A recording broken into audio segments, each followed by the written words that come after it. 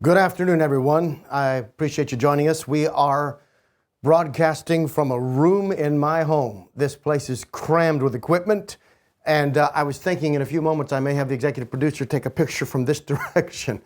I don't even know how he got all of it in here, but it is a different approach for different times. I'm holding in my hand a letter that came recently from someone that we used, a vendor. We brought in a C-suite team, a CEO and their executives, for a quick win intensive here in our city. And we had a special group pick them up in Teslas. And so the rental car organization was a sort of high-tech Tesla vendor who picked them up, and they did a fine job. Shortly after we concluded the engagement, we received this email. It says, hi, Daniel, speaking to Daniel Burstein, many of you know is our senior editor and really our director of all editorial here in Meclabs and Marketing Sherpa and Marketing Experiments. And he says this: appreciate you reaching out and also giving our business a try. It means a lot to us. But then it begins this next paragraph with signs of the times. It says, in case you know anyone that might want to purchase a 2017 Tesla Model X, I would graciously appreciate any referrals you can send my way. We're still open for business in case you know of any frequent flyers. But he went on. And as he went on, he described the pain that they're going through.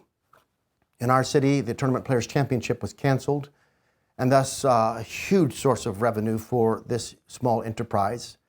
And they're struggling. They're selling a Tesla, by the way, and they're selling it at a remarkable price.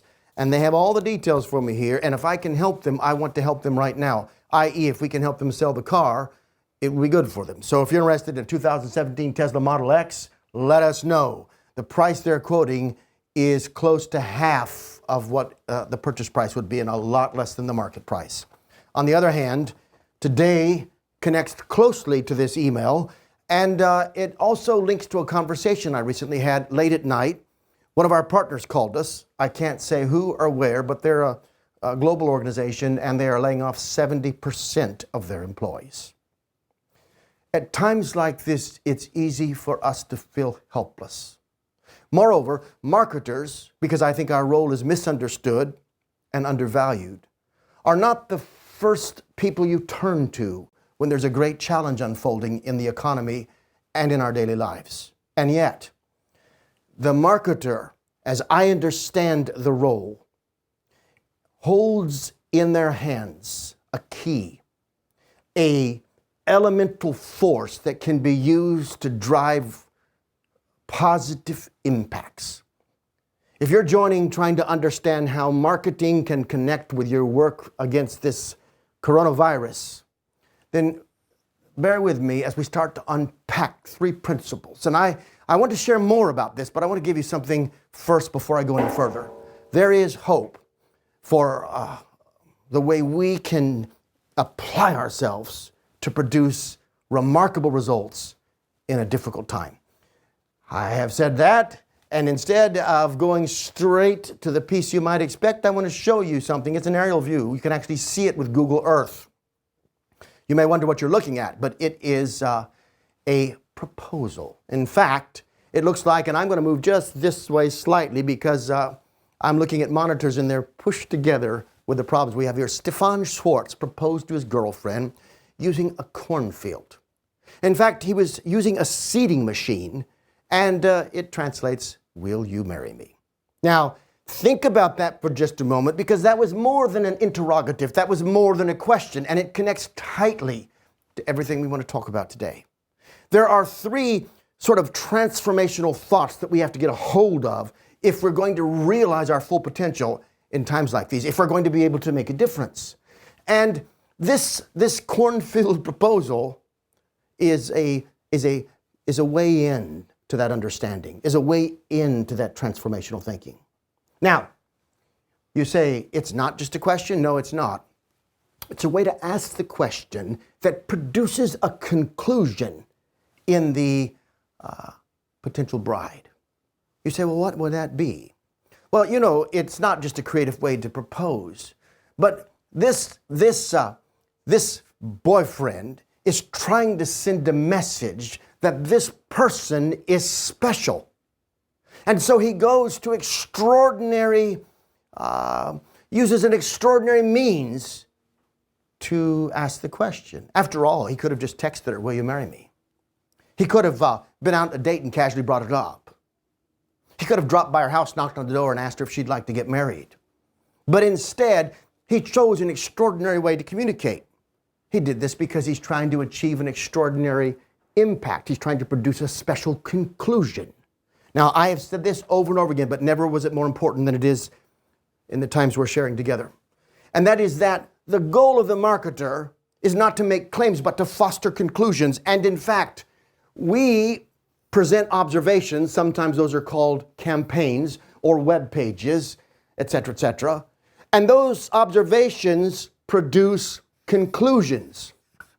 And those conclusions, and Cliff, I don't want to mess your setup, but I'm going to have to move this slightly to be able to get to the board.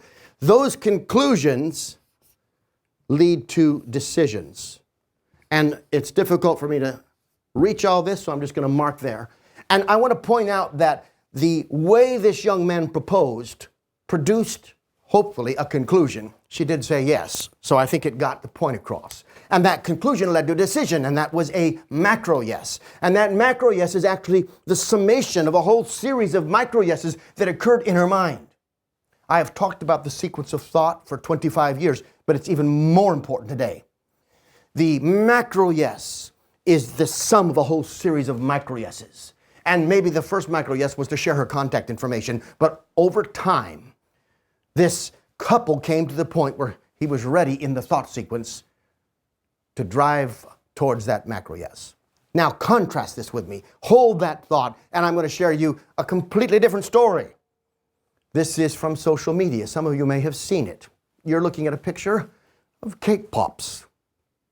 And this is a social media post around 2 cake pops. And I want you to compare this story with the story I just told you. It says it's a whole day, almost 24 hours later, and I'm still marveling over this man who is on a date and buys 2 whole cake pops, which is equal to the number of people on this date, and doesn't offer a single cake pop to said date. Alicia was referring to herself. Apparently, this young man bought 2 cake pops and then ate them both in front of his date. Now you might be saying, what does this coronavirus and cake pops and cornfields have? How can all this be connected? But right now, just ask yourself a different question. What conclusion do you think this young man produced in the mind of his date? Indeed, his actions were observed, just like the young man with the cornfield. His actions were observed. And those observations led to a conclusion, and that conclusion led to a decision. Well, I can tell you that in the former, somebody is getting married. In the latter, somebody has determined they will never go on a date again with this person. Now, therein lies the beginning of something we need to learn together that's powerful. If we're going to learn how to have an impact right now, how to actually help people, and I don't just mean ourselves, I mean people are suffering. They're trying to find jobs. They're afraid. If we're going to learn how to message in this context, we've got to start with a complete reassessment of what it means to be a marketer. We need to recognize the true impact we can have with our marketing art. In most organizations, marketing is one of the first places where you cut when budgets are tight. The role of the marketer is misunderstood, and the value of the marketer is underestimated. Peter Drucker, perhaps the greatest business philosopher of all time, spoke about the importance of marketing and said it shouldn't even be a division. It's the job of every single person in the organization. And Drucker knew instinctively its value. He says when marketing is done right, it makes sales redundant. Well, here is a way to extend that thinking. I believe marketing is like a soft martial art. If you've ever been in the martial arts, I've been in it for more than 50 years. And my dad was a U.S. judo champion 50-some years ago. I have the yellow clippings and the pictures of him, for those of you that know judo, hadakajime, and jiu-jitsu. And I can tell you this, that in the martial arts, there's sort of two styles. There's the soft and there's the hard. And you'd think the hard style is the most powerful, but many people believe the soft style can accomplish even more. And I say that with you to say that in marketing, sales reminds me of hard style. And marketing itself is more of the soft style. But do not underestimate it. Marketing is an elemental force that impacts the entire world. Indeed, if you can start to realize its power, you can reassess your own ability to make a difference. You see, the world is not run by guns.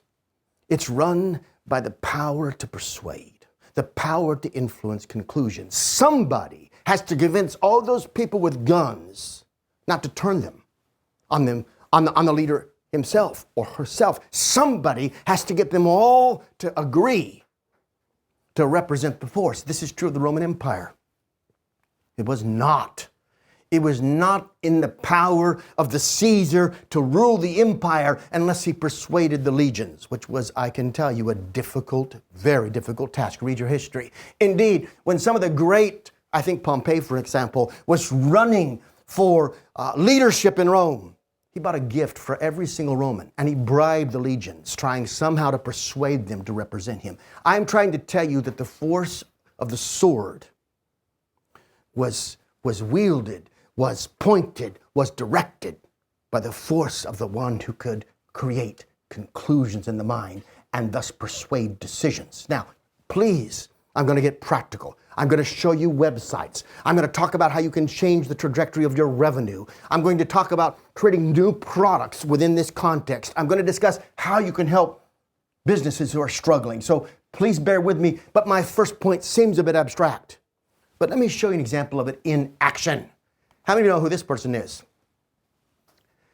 He is the ruler of the Soviet Union. And of course, the name has changed, as you know. But Putin is now posing on a beach with an artifact. And I'd like you to read the exact quote with me. Listen again. After descending to a depth of around 7 feet, the Russian strongman then spotted something. Wait a second. Some of you are divers. I'm a diver. We live in Florida. We free dive. It's only 7 feet. And listen to what the commentator says. The Russian strongman then spotted something apparently everyone else failed to notice for centuries. A pair of ancient moss-covered vases, moss-covered by the way, sticking out of the sand. This is state media reporting on this. I don't mean the quote, but the story with a picture originally. Now wait a second. In fact, you'll see a whole group of these, and I lifted these most recently within the last month as I was thinking about this concept. Here he is again. Do you think this is just ego? It's more than ego. It's more than ego. This is a man trying to influence conclusions for a vast group of people so that he might influence their decision. Look again. Putin reportedly scored 8 goals in an exhibition game. My executive producer is Cliff Raynor. He's from Canada. He's a hockey player. And he can appreciate how absurd some of this is. Listen, in one exhibition game in 2019 where he skated around defenders as if they were traffic cones and fired pucks past goalies. If you see me looking to the right a little bit, I'm reading in my monitors. We can't fit them all together in this small space. Who showed little effort in trying to make saves. Now, wait a second. What's going on here? Once again, there's another, you may have seen it, a picture of Putin riding a horse with his shirt off. And there's another of him lifting weights with his trainer. The Russian people are being constantly exposed to a set of observations so that someone might produce a conclusion in their mind that might lead to the decision.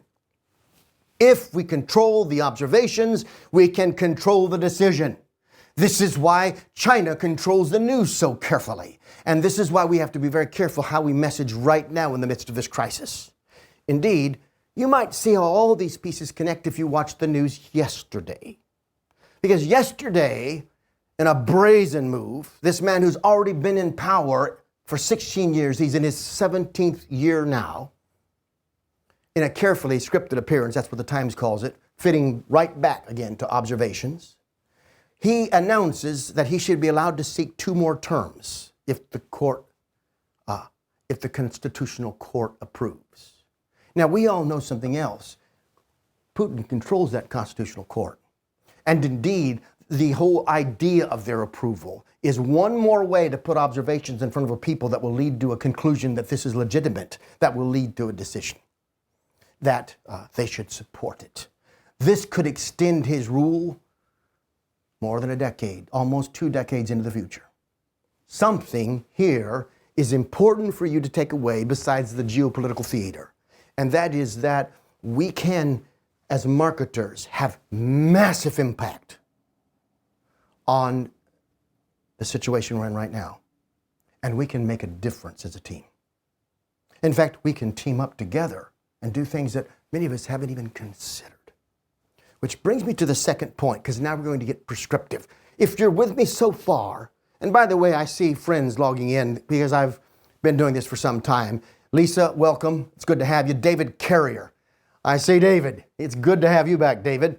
And there are others in the chat feature. When I look over here, I'm looking at all the chat coming in, and we'll talk more about that. And by the way, if you have ideas, as I'm speaking, about what we can do as marketers to help, Luke, hello to you too. If you have ideas, use this chat feature so that we can talk in our community together about the things we're going to do as an organization, as a group, as friends, to make a difference. We can help businesses like this. We can change the trajectory in difficult times. We can be on point with the message, and we can make a difference. So I take you to my last part of point 1. It's quite interesting, really. You're seeing an abstract in front of you, and it says, get excited, reappraising pre-performance anxiety as excitement. Now that seems like some sort of sterile study, and it shows a picture of the author, and this is at Harvard, and I actually have a piece from the study in my hand right now, and I want to just read to you a couple of key points from the study. Because in this case, researchers asked their subjects to do something very difficult and very embarrassing. They were asked to perform a hit song by Journey. How many of you remember Journey? If you do, you're probably in my age category, which is, an at-risk category today. Let's just say that. The Journey hit song, Don't Stop Believing. So imagine you had to sing this. And of course, people were concerned because it's embarrassing to do such a thing and to feel like you haven't done well. But the researchers tried to use techniques to take the feeling that you had inside, now hear me carefully, and to rebrand it. They used words in one case that led you to think it was nervous energy and that you had anxiety. But they took that same state that occurs inside of us and reframed it as excitement. And when they did, the performance changed. Let me read the most important line of this summary. Using a computer to measure pitch and volume, Wood Brooks, this is the Harvard professor, found that the participants, the Harvard professor, found that the participants who said they were excited sang better in spite of their nerves. It boosted the participants' belief in themselves. Now, hold on a second. If the science is to be believed, and I haven't studied it, I haven't broken it down, I can only speak to the article, to the abstract, and to the summary. But if the methodology for measurement is accurate, what they're saying is by taking the same feeling set inside and changing your conclusion about it, we change something else, decision, which changes simultaneously behavior. I'm just going to put that to mark my point. Now, when you think about it that way, it starts to lead to the second point here. There are some things that we can do that can make a dramatic difference. And so I take you forward to this second point.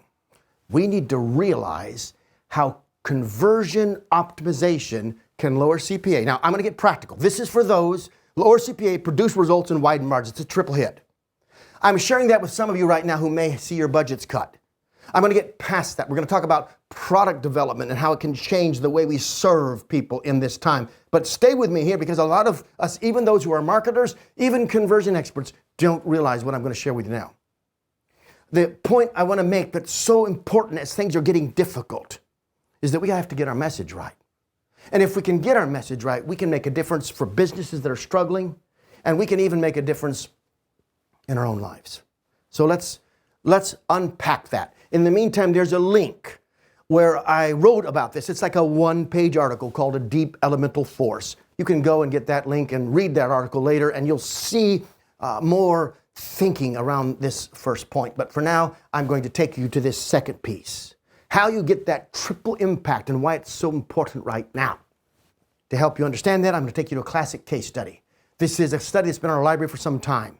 I'm choosing a classic because it allows me to unpack the financial math without jeopardizing the business. The more recent research, we have to be very careful that we don't put into the marketplace something that might damage the business or give away their competitive advantage. But this is an organization that provides a all-encompassing software package. You would know their name. I don't know if I share the full name in here or not, but it was a very well-known company that did very well in the marketplace. And this is I think we're sharing their name. This was the original paid search ad in a 3-part experimental series. The first goal was to improve the performance of this ad. Now think about something for a moment. If we can improve the performance of the ad, not only do we gain something from that, but we also learn something from that. And if we learn that, we can apply it to the landing page. And if that works, we can apply it further to the sign-up process or the lead gen process. So stay with me as I show you this sort of 18-week experiment where we tested 16 different ads, observed 950,000 actions. We tested a suite of these ads, and we narrowed down, and those of you who have had training with us, you can see why this particular ad, with its specificity and its instant credibility, is producing conclusions in your mind rather than making claims. That's a big difference in approach. And in fact, the ad does a 20.9% or 21% increase in click-through, and that would be a good story, but it's just the beginning. And it leads to something I want to suggest to you right now. I don't know what you're doing in response. If you've been hard hit in your own company, some companies are going to prosper during this difficult time. If you're one of those companies who are taking a higher risk and may be in more trouble, I'm going to share with you in my third point how you can reapply your value proposition into a new context to start to get a result. But first, I'd like to go back to the first point and remind you this begins by realizing how much power you have at your fingertips to make a difference. More than that, we may be broadcasting every day this week so that we can start to help you.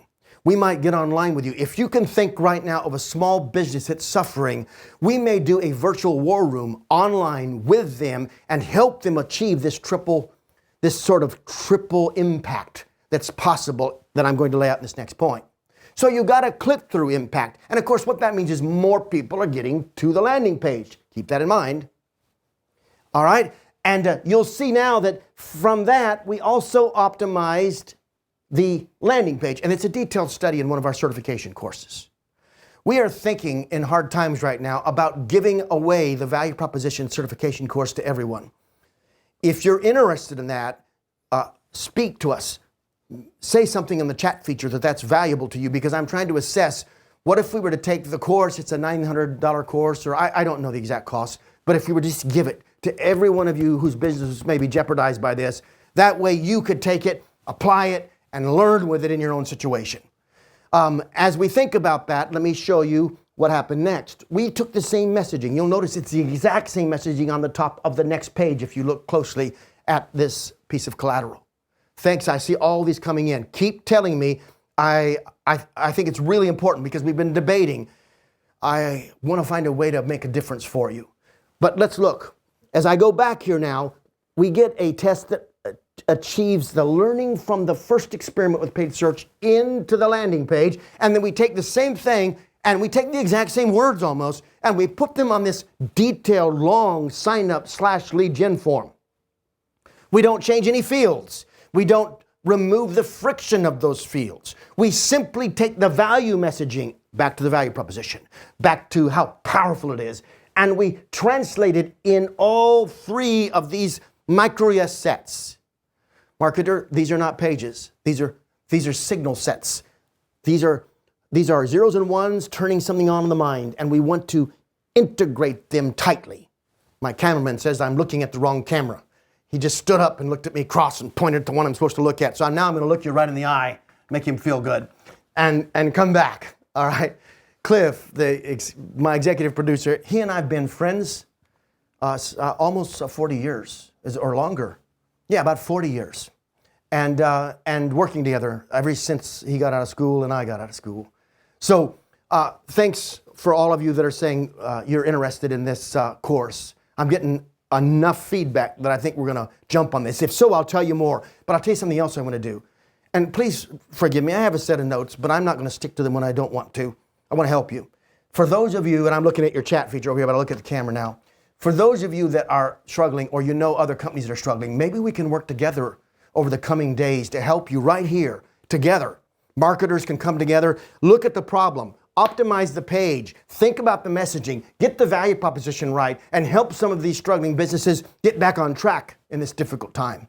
If that's interesting to you, let me know that. What I'm thinking about is a longer program where we literally work through the challenges, we do live optimization, we get the changes, and we put the test, put the collateral in the market and test it.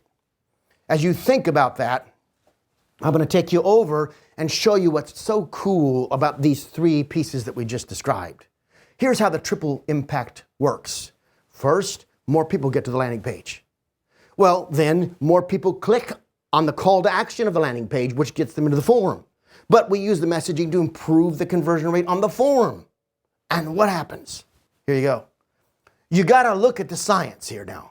And you got to look at that final column on the right-hand side. And if you do, you'll see the power that you as a marketer might have to take a business that's struggling and to transform results. In that right column, the paid search advertisement produced a 20.9% lift. Now remember, there's compounding financial math taking place here. The landing page produced a 54% lift. So now 20%, 21% more are getting to the page. And now 54% more are clicking into the sort of the forum. And then look at this. When we put the messaging and the value on the forum, we got a 97% improvement. When that all comes together, you see a 272% improvement for the business. Who do you know right now? Who do you know right now? I keep looking at chat. Who do you know right now that wouldn't appreciate a 272% improvement? Think about it. And that's just the beginning. Because look at the bottom. In this experiment, we had a 272% increase in conversion, but we projected, because we weren't allowed to get into their math afterwards, we projected with them, by the way, and their team, a 268% increase in revenue, combined with a 66% reduction in CPA, cost per acquisition. This produced more than 4 times the monthly profit, a 302% increase. 302%. That's what you got to walk away with from this second point. Your art is powerful. If you can get the messaging right, you can impact results. The essence of marketing, it's not the channels, it's not the budget, it's not the strategy. The essence of marketing is the message. The essence of the message is the value proposition. If you can get those pieces right, you can change everything. So, here I am, thinking about this with you. And by the way, if you think what we're doing, I said this in the last piece that we did together, I don't care about growing a giant list. I care about the right people building an authentic community where we're really helping each other, caring for each other, and making a difference. But there are probably people right now struggling who benefit if you can get this message to them. If that's the case, use all the power of social media to get other people to hear this and to have hope. And it's not just the people who are struggling, the entrepreneur who needs help, the small boutique consulting business, the agency, or the group that just needs that push right now. It's also the marketer who may feel frustrated and they may feel unable to make a difference. You don't have to feel that way.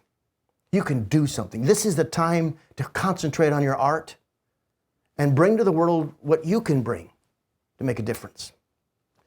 I take you to my third and final point. we need to realize how the value proposition framework can help us develop new ways of serving the customer. Now, I am going to have to go rogue with you just a minute. And Cliff, you may need to tell me, I'm talking to my producer, you may need to tell me what I want to do with this board because I can't get to it just right. And I don't know what I'm going to do to the picture if I create a little bit more gap for me to work in. But I'll probably shift this way so I can write on the board. I just need to move the board about like that, I think. Does that work? Okay, we'll see how it works. In the meantime, let me take a look here, and I'm going to talk to you about the 4 kinds of value propositions.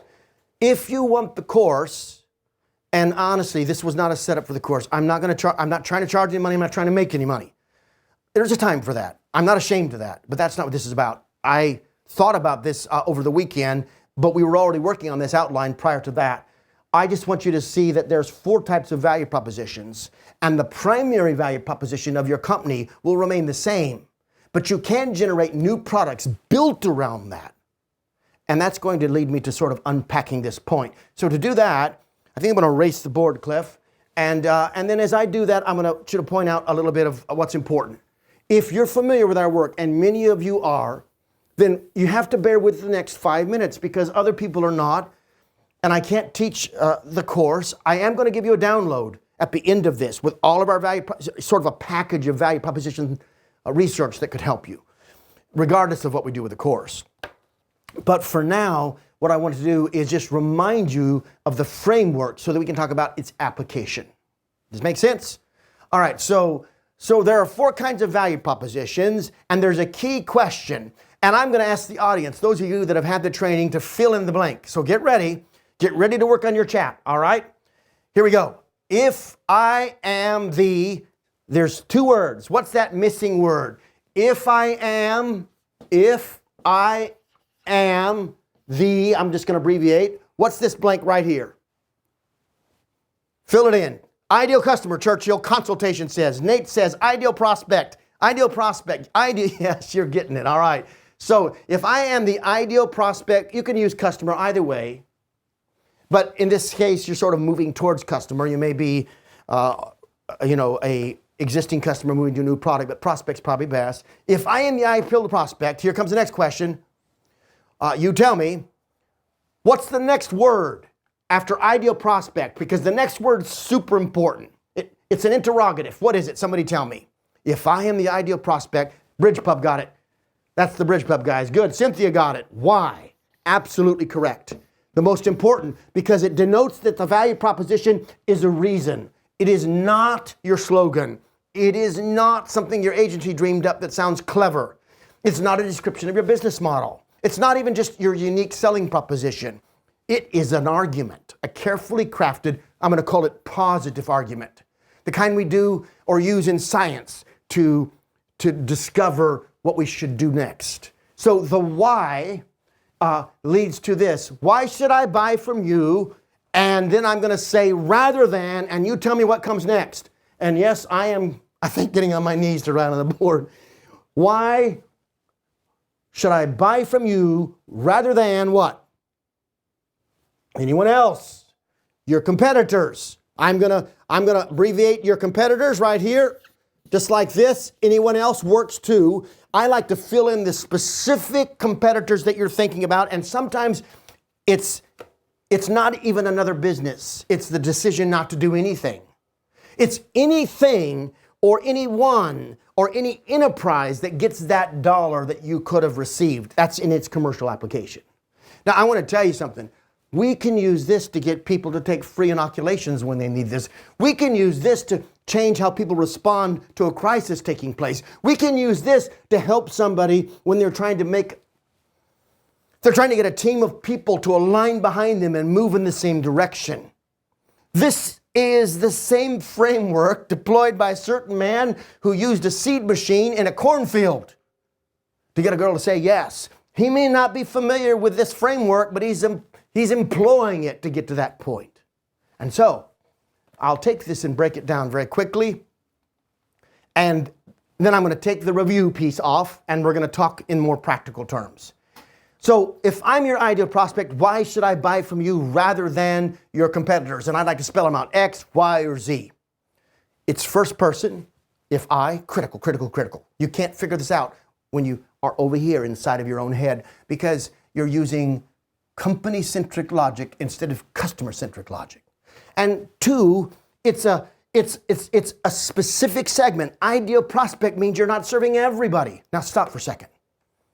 Some of us have had major shifts in our offering. I can tell you straight up inside of Meclabs, we've seen huge turmoil in the last 2 weeks, particularly in the last 5 days, from people we care deeply about, people we're in business with, people who are clients that work with our research lab or we have research partnerships with. They're suffering. They're suffering. In the travel vertical, it's just unbelievable, the chaos, but it's just the beginning. So the point here now is, how can you, just like Meclabs, how can we, in these circumstances, in this context, focusing on that group we can help the most, how can we deploy our value proposition into a new package, a package that will help people in the suffering? David Carrier, you're on the line. David and I are doing research together. If you're not familiar with David, you should be. Don't go to his website. He's redoing it. Yes, you can go there, but understand that's not the website he's going to stand up. But David has been rescuing people for 30 years. He has a voice. He's well known in his state. He's on radio and often on interviews and television. He fights for the middle class. And David, if you're still on and didn't have to rush away, I saw you earlier. You know, the question you got to ask yourself is one that people are asking here. Your demographic is being impacted because David helps a lot in elder law. He protects people's assets from sudden and horrific loss associated with catastrophic illness and things of that nature. And I can't say it as well as David says it, but my point is this: that demographic needs help. What can you do to repackage your offering in a special way that will help them right now as this comes down? You have to think about, how does my argument change for that ideal group? The essence that is where your value proposition lives, the DNA of your organization, where it grows out of. Because remember this, value propositions are not just determined. They're discovered. They grow out of who you are. That's why your story is so important. And the point here is a value proposition, it's an ultimate reason. It's the reason why someone should do business with you. In this current set of circumstances, how can you do that? Cliff, I don't know if you can make a switch to what I'm going to suggest next. And if you can't, don't worry about it. And I don't know if you have the link. But Dan can put it into the chat feature. Dan, if you're listening to me, or Linda, if you're listening to me, I believe you are, the Chipotle story would be good to pull up right now. You should see what Chipotle's doing, because they're starting to reinterpret their value proposition into this remote space and into the particularities of our current situation. The ideal prospect should buy from you because you're the best solution, and in a difficult time, all of these points are intensified. It is intensities you want to pay close attention to, and in this situation, the intensities of your value proposition are growing more forceful by the moment. So let me ask a question. Some of you that are listening to us right now, can you see, as you think about your own product, what you can do to reinterpret it into the current context so you can help people? Do you realize how, in fact, this morning I was speaking to an agency in California, and it's a group that doesn't just do agency work. They're primarily consultants. They're specialists in ventures, and the guy's been very successful launching his own venture. I've had some of his case studies on here. And in fact, he is finding the latest product that he's released, one that we helped you with, and we showed you pieces of it, is being consumed at speeds he can't keep up with because of the current situation. But what does he do next? How do you take the other part of the business, which is the part that helps startups, and how do you reapply that same value proposition, that's 29 years of experience in his case, with startups and producing successful workouts? How do you take that in the current situation and package it in a way that will help people who are struggling right now with their businesses? More importantly, and this is where we take this whole conversation to a different level, it's not just about helping your business or helping a client. Right now, we're going to have to come together as a community. I don't like the concept of social distancing. I don't like the messaging, I don't like the implication, and I don't mind going on record saying so. The last thing we need right now is social distance. Now, don't hear me wrong. We certainly need to maintain safe space, and I get that. But the notion of social distancing puts my mind in the exact opposite place it should be in a time of great risk. What we need now is to come together, not move apart. And the people who employ this word are not thinking properly about the core concepts we're discussing right now. It's the wrong message. What they mean is fine, but what they're saying is different than what they mean. So here's the point to every person listening to me now, to any person who may listen to this recording afterwards. As marketers, the last thing you and I need to do is social distance from each other. What we need to do is to come together, even remotely, and address the issue. What can we do? Is there something we can do as a team, people listening right now to a small business, for a small business that's suffering in the midst of this crisis? Is there a way we can deploy our messaging and optimization capabilities? I'm not talking now about the revenue side. Yes, you can use what we've talked about to improve the results in your own business. But what about all those people right now that are suffering and they don't know how to do this and they can't even begin? Listen, I'm thinking right now, and we may ask your help for this. I'm thinking right now about the business that told me they're going to lay off 70% of their employees. What can we do to help those people find work? Can we help them with their resumes, optimizing the messaging? Can we pull together leaders that we know around the country that can help accelerate their time to an income? We are not helpless. We are not lost. We do not have to wait for the rest of the world to solve the problem. There's something you and I can do now to address the problem. And as these days unfold, I want to work together with you to think about what we can do. I think the starting point for me is to get this whole value proposition course into your hands so that you can give it out to other people.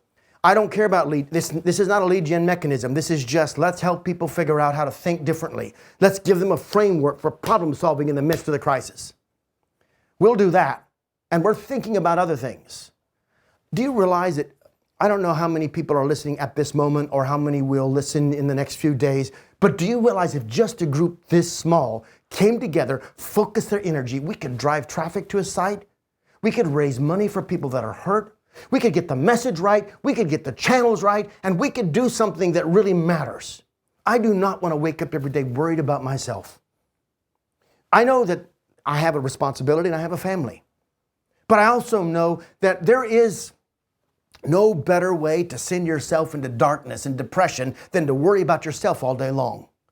Let's stop navel gazing and lift up our heads and say, how can we help these people around us that are suffering? How can we deploy the things we've been learning for years? How can we take this skill set and do something elegant and beautiful that matters? If you have ideas, I'm going to tell you right now, email me. Bypass all this stuff. I'm director@meclabs.com. Chat on here. Email me directly and let us know what you're thinking. If you know of a business that's struggling and that could use help, I don't know if we can help them, but send them to us. We'll look at it. And by the way, I'm not talking about for money. I'm talking about just helping them. Yes, and our revenue is being hit too, but we'll find a way forward. Right now, I want to make sure that when I look back and we're on the other side of this, I'm not looking back and saying, why didn't I do X, Y, and Z? Why didn't I team up with the people around me that can make a difference? And why didn't we help more people? I am out of time. Can I get feedback from you? I see that the things have shifted. I can't see the screen. You're probably working on something, Cliff. But on the chat side, if I have more features coming in or chat, I'm looking over here to see, let me hear your thoughts. And if this has been helpful today, please tell me, because I'm going to read every single one of these looking for ideas, but not just ideas. Is today valuable for you? Has the time we spent trying to talk to you in this way made any difference for you? What else can we do to help you? Let us know and know how grateful we are to be working with you. Thank you.